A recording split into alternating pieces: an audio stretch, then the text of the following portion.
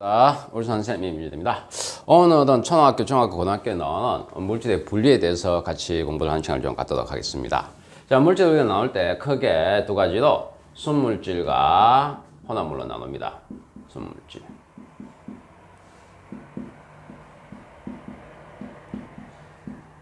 자, 말 그대로 순물질은 순수하다 소리니까 성질이 한 가지로 소리입니다. 성질이 한 가지. 한 가지다.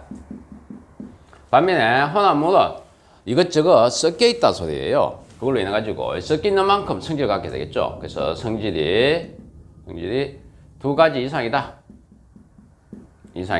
이렇게 구분을 1차적으로 할 수 있고, 그 다음에 순물질과 혼합물을 구분하는 가장 큰 기준은 뭐냐 하면은, 순물질은 녹는 점이나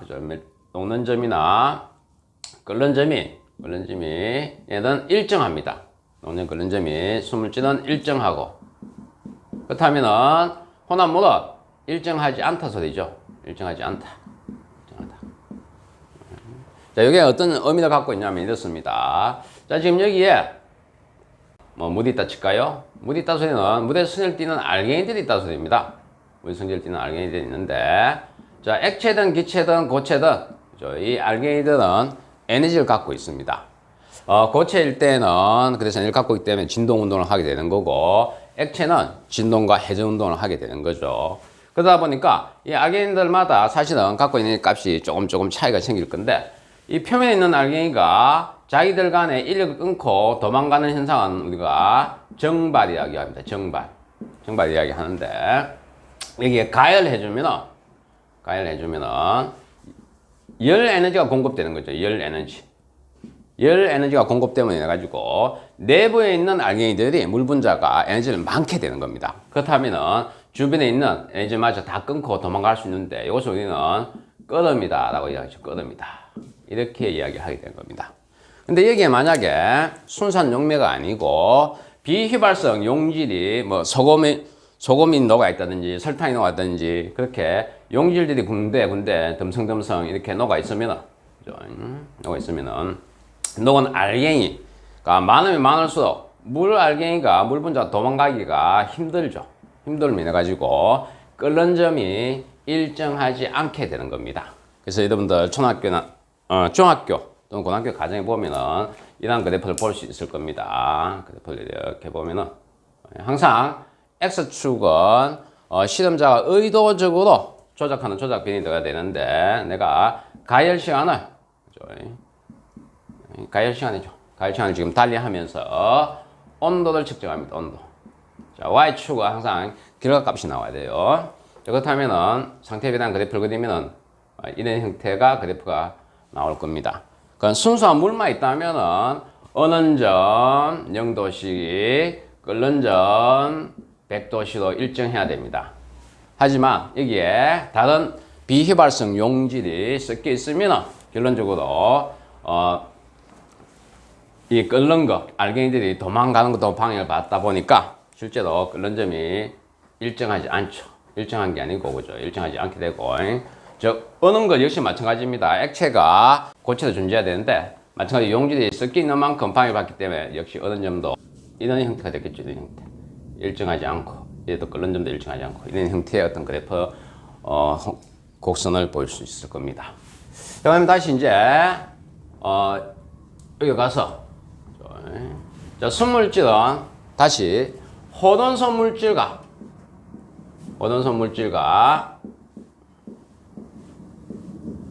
화합물로 또 나눠집니다. 특히 학생들이 이 화합물하고 혼합물을 잘 구분을 못한 경우를 종종 봅니다.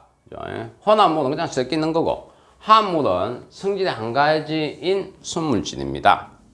자, 그러면 호돈성 물질은 말은 가끔 이것을 생략해서 원소 물질이라고 이야기하기도 하는데, 수소.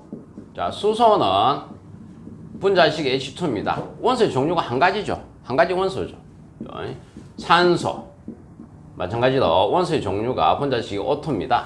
원소의 종류 한 가지죠. 그죠? 수소, 산소, 철, 나트륨, 네온, 이런 식으로 원소의 종류가 한 가지일 때 우리는 원소 물질이라고 이야기합니다. 자, 그렇다면 화합물은 거기에 비해서 화합물은 성질은 한 가지인데 예를 들자면 이런 것입니다. 물.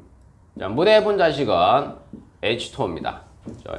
O라는 알갱이에 H라는 알갱이가 여러분들 이제 고등학교 과정 올라가면은 공유를 배우게 될 겁니다.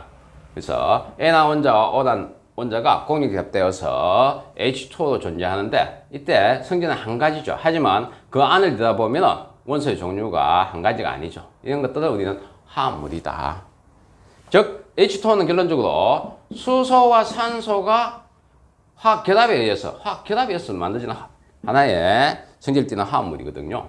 그래서 얘는 원소의 종류가 한 가지가 아니기 때문에 성질은 한 가지지만 화합물로 분류하는 거고, 그 다음에 또 이제 CO2 이산화탄소도 성질은 한 가지지만 그 안에 C란 알갱이와 O란 알갱이, 즉 원소가 한 가지 종류가 아니기 때문에 화합물입니다. 성질은 한 가지입니다. 또한 뭐 NaCl 소금이죠. 소금. 이런 것들이 화합물에 해당이 되겠습니다. 자, 그 다음에 여러분들 혼합물. 자, 혼합물을 나눌 때 혼합물도 다시 균일하게 섞여 있느냐. 자, 아까 선생님이 섞여 있는 게 혼합물이 했잖아요. 그죠? 균일하게 섞여 있느냐. 균일 혼합물. 그냥 지 마음대로 섞여 하면 거죠. 지 마음대로 섞여 있느냐. 불균일 혼합물. 합물로 이렇게 우리가 구분을 하게 되는 겁니다. 그래서 예를 들자면 설탕물은 균일 혼합물이고, 그 다음에 소금물 균일 혼합물입니다. 그 다음에 술은 물하고 알코올, 에탄올이죠. 에탄올. 분자식이 C2H5OH죠. 자, 요게 골고루 말씀드린. 자, 이때 우리가 일반적으로 말하는 소주, 술은 얘 한 18, 그러면 여기에 한 82 정도 이렇게 섞였다면 보면 되는 거고, 그 다음에 맥주는 4에 96 정도, 양주는 우리가 이게 한 40에 얘가 한 60 정도, 그래서 우리가 뭐 40도, 4도다, 뭐 18도다 이렇게 우리가 표현을 하지 않습니까? 그죠? 그러니까 그만큼 도수가 높을수록 알코올이 많이 있으니까 위험한 거죠. 그래서 실제로 이 양주 같은 경우는 술을 숟가락에 살짝 부어놓고 불을 붙이면 불이 붙어요. 알코올이 그만큼 많기 때문에 그렇습니다. 조심하시면 될 거고. 그 다음에 또 하나 균일 화합물 중에 또 공기가 있습니다. 공기. 그죠? 자, 공기는 질소가 약 78%를 차지하고 있습니다. 그리고 산소가 한 21% 정도. 그죠? 그리고 뭐 아르곤도 있을 수 있고, 이산화탄소도 약 0.04% 정도 있기 때문에 깨끗한 공기 속에서 비가 내리더라도 그건 탄산비가 되는 거죠. 우리가 약한 산성비 되는데 그걸 우리 산성비라 하지는 않습니다. 거기에 자동차 운행해서 나오는 SO2라든지 NO2라든지 또는 공장에서 화석연료 쌀 때 SO2가 이런 게 섞여 있는 상태에서 비가 넣으면 황산비가 질산비가 되는 거죠. 자, 어쨌든 이 공기 자체가 균일 혼합물이다. 이건 상당한 의미를 갖고 있습니다. 골고루 섞여 있다는 소리거든요. 우리가 필요한 산소가 골고루 섞이기 때문에 만약에 불균이라면 한쪽에 멀리 있다면 힘센 사람만 산소를 차지할 거 아닙니까? 그죠? 근데 이거 자체가 균일하는 게 얼마나 다행입니까?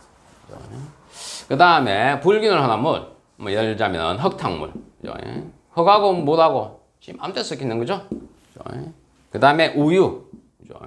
단백질, 아니 지방, 비타민, 물 이런 것들이 사실 지 맘대로 섞여 있거든요. 이런 예들을 들 수 있을 겁니다. 자, 마지막으로 선생님이 한 번 더 여기서 혼합물에서